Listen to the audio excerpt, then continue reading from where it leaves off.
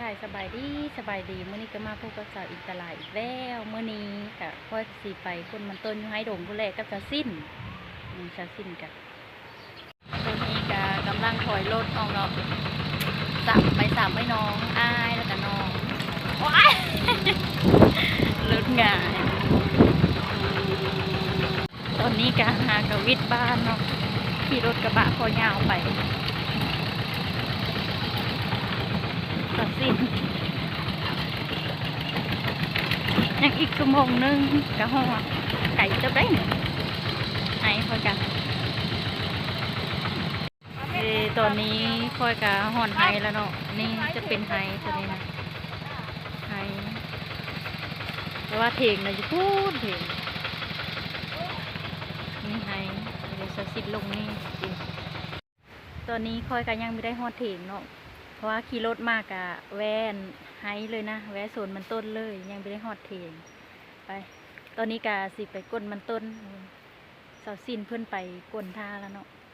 เดี๋ยวเบิ่งกันเลยว่ามันสิได้หลายสำเร็จนะโซนเฮากับไม่ได้กว้างปะเลยเพราะว่าเฮาไม่ได้ไถเฮาอันทางเอาเนาะจ้างเขาทางนี่เขาก้นได้ประมาณครึ่งนึงนี่แหละกลได้นะลมแห้งได้เหมือนนี้นะ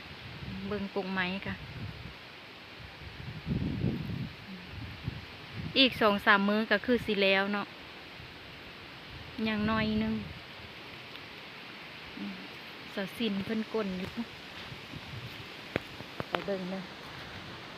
ว่าค่อยสิได้กลหลายสำเร็จมื้อนี้นะเพราะว่าปีนึงมาเท่านึงค่อยก็ไม่เคยมานั่นเนาะ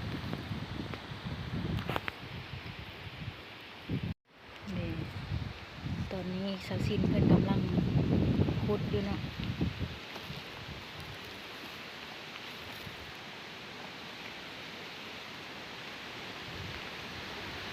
ในจะเงาและสิ้น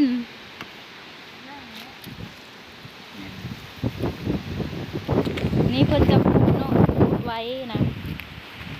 ขุดไว้เป็นแบบนี้แล้วก็เอาไม้มางัดเบิ่งเพิ่นงัดเลยเบิ่งสาวสินงัดจะงานเป็นแบบนี้ทุกคนมันจะง่ายเนาะถ้าเฮาขุดเป็นแต่ละโฮนะมันจะสา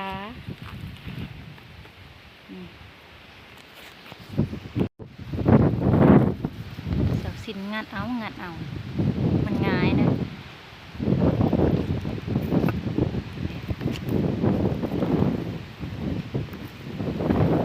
เขาจะขุดไว้เป็นแบบนี้แล้วก็เฮาเอาไม้มางัดเนาะมันจะง่ายถ้าเฮาขุดเป็นโฮแต่ละโฮนั้นมันสานะทุกคนนี่งัดเป็นอันนี้ว้าโหใหญ่บ่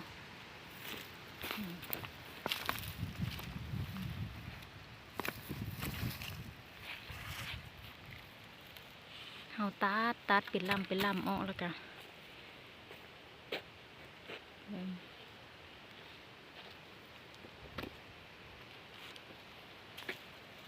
อันนี้แล้วเนาะตะเมื่อวานนี่ตัวนี้นะมันยังไม่แห้งไปเลยตัวนี้นะตะเมื่อวานนะตะ2-3 แดด4 แดดก็ได้แล้วนี่ได้กู้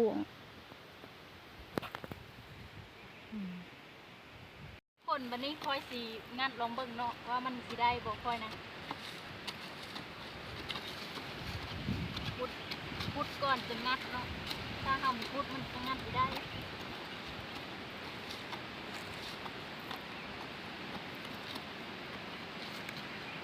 ถ้าเบิ่งค่อยงัดลองเบิ่งเด้อ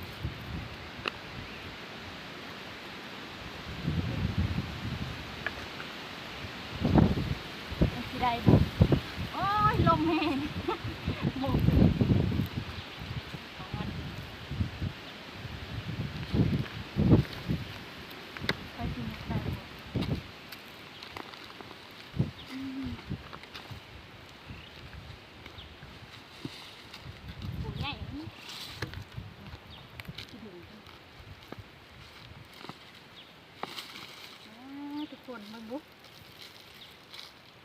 ยาวเลยนะ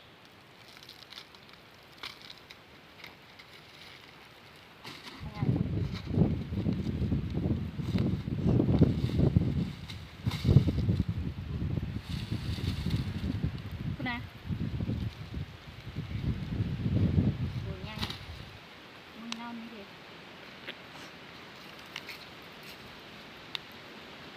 เขางัดไว้แล้วก็เขาจะมาดึงแล้วเนาะมันจะง่ายมาคือ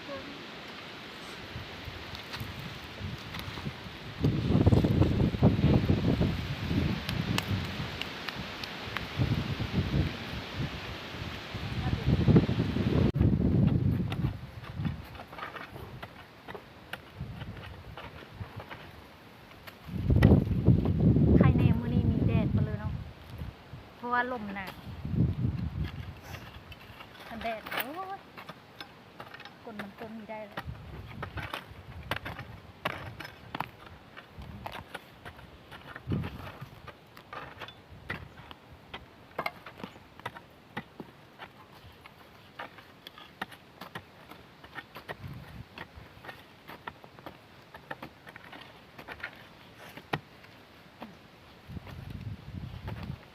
โอ้ยดึงบ่ได้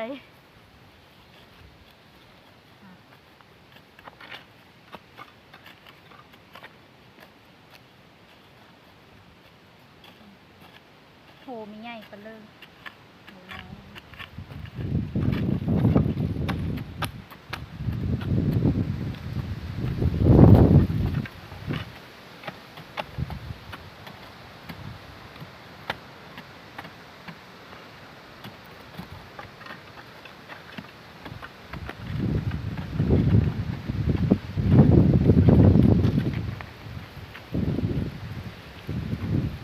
ลมแห้งแห้งนะเสื้อหมวก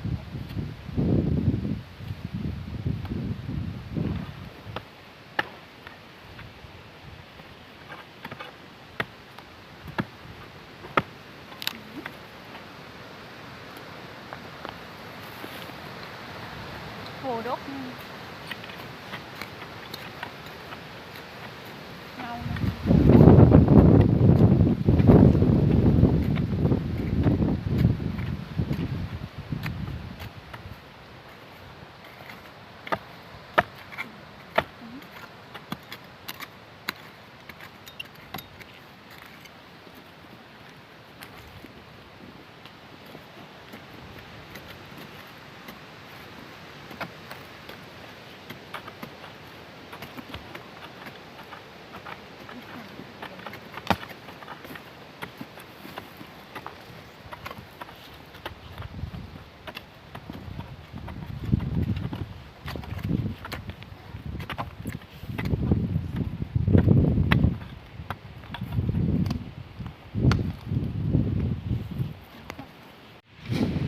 กลนไปนำเสียไปนำเพราะว่าเฮากลนแล้วเฮาจะมาปลูกต่อหนนะเฮาจะมีได้เสียขึ้น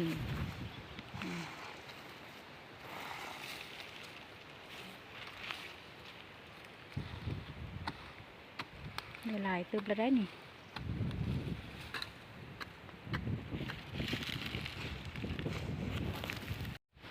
ตอนนี้กาตะเว้นเทงแล้วสิออกไปหากินข้าวแล้วบัดนี้มื้อนี้คือสิมีได้ปั่นเนาะกลนเมืดมือเพราะว่ายังมีได้หลายอื่นเพื่อจังได้ปั่นตอนนี้กะเยอะกินข้าวออกไปหากินข้าวก่อนเพราะว่าสิมีพี่เหลือกินแน่เอาไปเบิ่งตอนนี้คอยกะได้ย่างมาฮอดเถียงเนาะอยู่โซนเพื่อแหละเถียงกะคอยกะไม่ได้มาหึงละปีนึงมาเธอนึงมีคอยสู้มา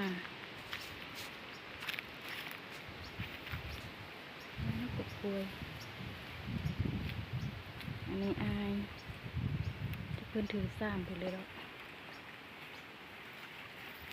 เอาไปเบิ้ง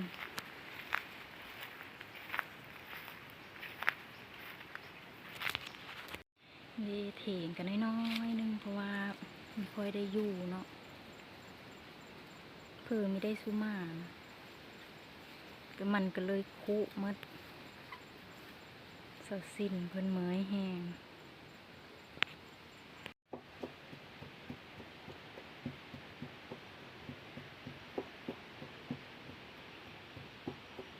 มีต้นมังมุม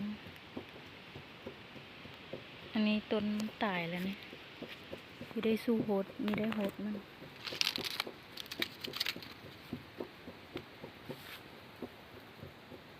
อันนี้นางเล่าบอก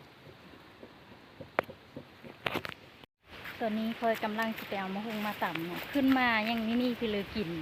ก็เลยคิดเห็นมะฮุงอยู่ในสวนเลยออกมาอ่านไม่ได้ถือของกินมาแต่บ้านเนาะอันนี้จะเป็นพายน้อยๆมีได้ใหญ่แต่ว่าน้ำแห้งมาละมีปลามีกุ้งแต่ว่ามื้อนี้มีได้ลงอ่าวเนาะตอนนี้คอยกามาหอดปุ๊บมะฮุงแล้วเนาะมะฮุงนี่มันฮักได้ไหมฮักแล้วมันจะอันนั้นปงไหมเนี่ยปงไหมแล้วเป็นมากอยู่เด้มี2 มาก 3 มากสิเอามากนี่แหละมือต่ำ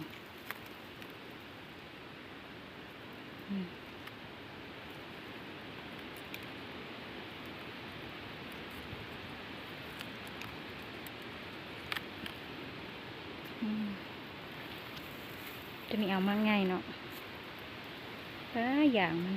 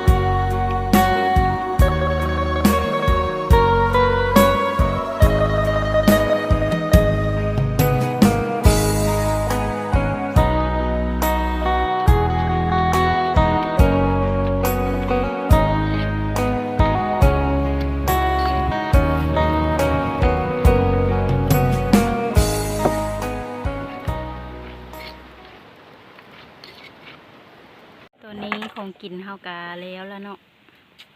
มีตำหุ่งปิ้งหนูอันนี้ปิ้งหนูอายเพิ่นปิ้งไว้เพิ่นออกมาก่อน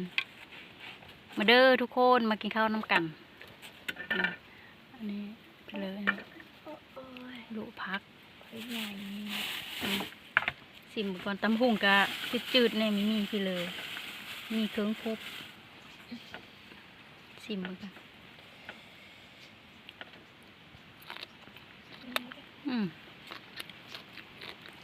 ครับสิ้นทำไอ้น้องมาน่ะมาให้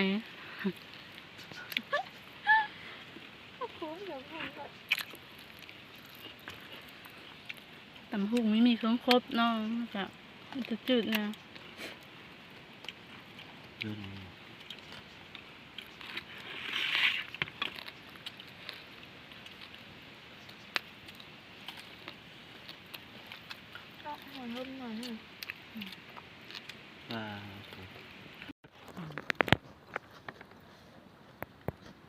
มีผักพง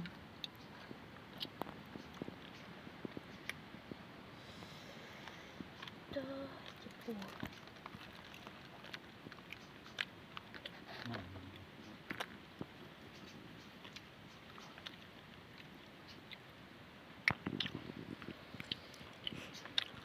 สิ้นตอนนี้กะได้กินข้าวยาแล้วเนาะพักผ่อนจังน้อยนี่กะสิเข้าไปก้นมันต้นอีกเอาเป็นว่าคลิปนี้กะสำนี้ก่อนเนาะเดี๋ยวมื้อหน้าสิเอาคลิปลงมาเฮ้อเบิ่งอีกฝากติดตามหน่อยเด้อ